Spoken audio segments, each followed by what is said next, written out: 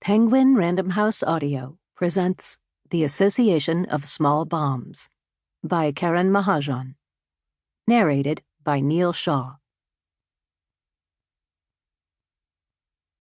Blast, May 1996. Chapter 0. The bombing, for which Mr. and Mrs. Khurana were not present, was a flat, percussive event that began under the bonnet of a parked white Maruti 800, though of course that detail about the car, could only be confirmed later. A good bombing begins everywhere at once. A crowded market also begins everywhere at once, and Lajpat Nagar exemplifies this type of tumult. A formless swamp of shacks, it bubbled here and there with faces and rolling carts and sloping beggars. It probably held 4 seasons at once in its gigantic span, all of them hot.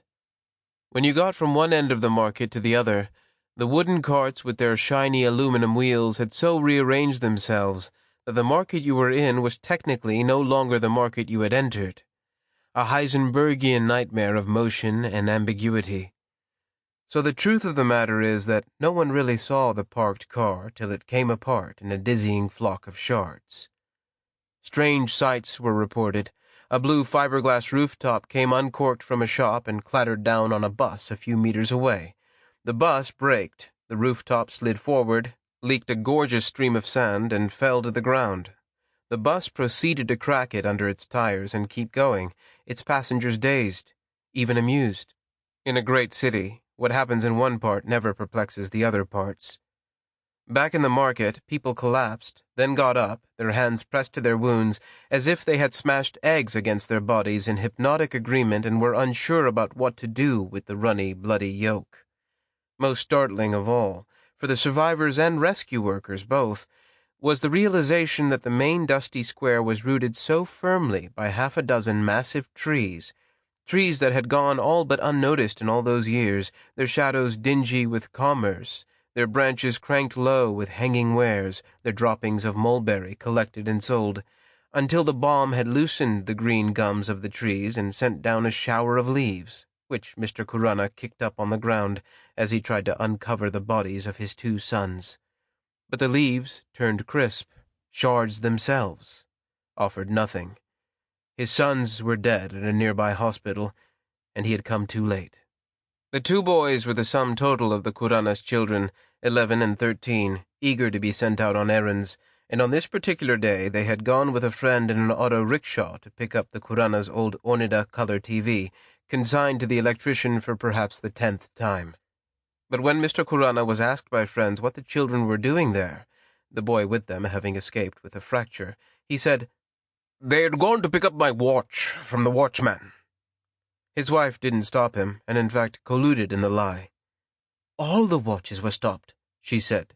"The way they know the time the bomb went off is by taking the average of all the stopped watches in the watchman's hut." Why lie? Why now? Well, because to admit to their high-flying friends that their children had not only died among the poor, but had been sent out on an errand that smacked of poverty, repairing an old TV that should have, by now, been replaced by one of those self-financing foreign brands, would have, in those tragic weeks that followed the bombing, undone the tightly laced nerves that held them together. But of course they were poor, at least compared to their friends, and no amount of suave English, the sort that issued uncontrollably from their mouths, could change that. No amount of sobbing in Victorian sentences or chest-beating before the Oxonian anchors on The News Tonight, who interviewed them, who stoked their outrage, could drape them or their dead children in the glow of foregone success. Mr. and Mrs. Khurana were 40 and 40, and they had suffered the defining tragedy of their lives. And so all other competing tragedies were relegated to mere facts of existence. For a month afterwards, they made do without the TV, which for all they knew was still sitting in the basement workshop of the electrician, its hidden berths of microchips heavy with dust, its screen screwed off and put face down on the floor, looking into nothing. They only caught their own mugs on The News Tonight because a neighbor knocked on their door and welcomed them into his house to watch the news. He was friendly with them ever after. Now Mr. Kurana, who had been a troubled, twitchy sleeper ever since he'd become a documentary filmmaker years ago, began to suffer from dreams that impressed him deeply, and he never failed to discuss them with his wife or his collaborators. He didn't mention that he was terrified during their nightly unspooling, that he slept in the crook of his wife's armpit like a baby, his body greased with sweat, his leg rotating out like the blade of a misfired fan. But the dreams were truly notable, and in the first and most frequent one, he became, for a few minutes, the bomb. The best way to describe what he felt would be to say that first he was blind, then he could see everything. This is what it felt like to be a bomb. You were coiled up, majestic with blackness, unaware that the universe outside you existed, and then a wire snapped and ripped open your eyelids all the way around, and you had a vision of the world that was 360 degrees, and everything in your purview was doomed by seeing. In the dream, the market, where he had been many times, his collar usually popped, was so vivid in his mind, so three-dimensional, that he sometimes lingered on details for hours of dream time. A single foot thrust into the dark cube of a shop would become gangrenous and huge with meaning. It would kick right against the inner wall of his temple, and he would wake up just before he could see the children flying through the shop front outside which they'd been found, face down, a sash of blood showing through the blackened cotton on their backs.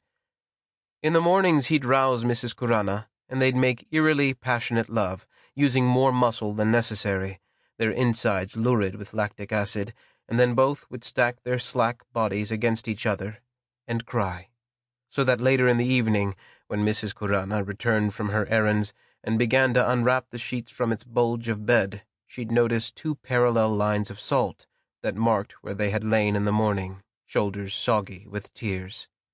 But both of them were grateful for each other, for how little they reminisced, how they refused to apply the butterfly effect backwards to their lives, or ruin themselves with what-ifs, that neither blamed the other for the fact that the children had taken an auto rickshaw, hot-boxed with May pollution, to Lajpat Nagar that evening.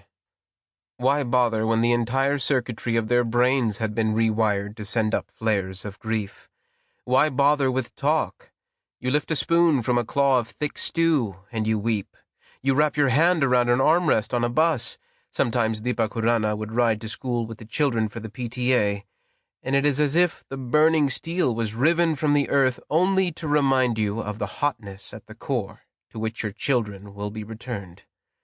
Under the shower there is the outline of your body for water to fall around, then a sputter and dry-throated silence in which you are sheathed in the same soap that you remember scrubbing off the shoulders of your boys. No action is safe from meaning. The boys had stored between them all the world's possibilities. Nakul had been handsome and sporty. Tushar had been plump and responsible. What does it matter? Who's to say that this is what they would have remained? Who's to say, Mr. and Mrs. Kurana, that you lost something you knew? At the cremation, which occurred on the stepped bank of the Yamuna River Canal, speckled with 1,000 ripply eyes of oil, tendrils of overgrown hypochondriac plants thrust deep into the medicinal murk, Mr. Kurana noticed that outside the ring of burning flesh and wood, little snotty children ran naked, playing with upright rubber tires. Behind them a cow was dreadlocked in ropes and eating ash, and the wild village children kicked it in the gut. He shouldn't have, but in the middle of the final prayers, Mr. Kurana stepped out and shouted, shooing, the entire funeral party dropping back from the wavy black carpet of fire shadow. The children, not his, just looked at him, and with beautiful synchronicity dove headfirst into the water, the rubber tires bobbing behind them. But the cow eyed him with muck-raking glee, and put its long, wet tongue into the earth. The prayers continued, but a tremor was evident. If the chanting had sounded before like the low buzzing of bees, the vocal swarm had now cleared and thinned as if to accommodate the linger of a gunshot.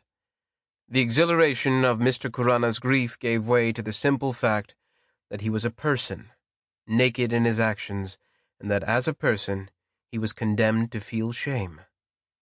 He felt eyes rebuking him with sudden blinks between solemn verses. He stopped thinking of his two boys as they burned away before him in a flame that combed the air with its spikes of heat, and sudden bone crack of bark. Sample complete. Ready to continue?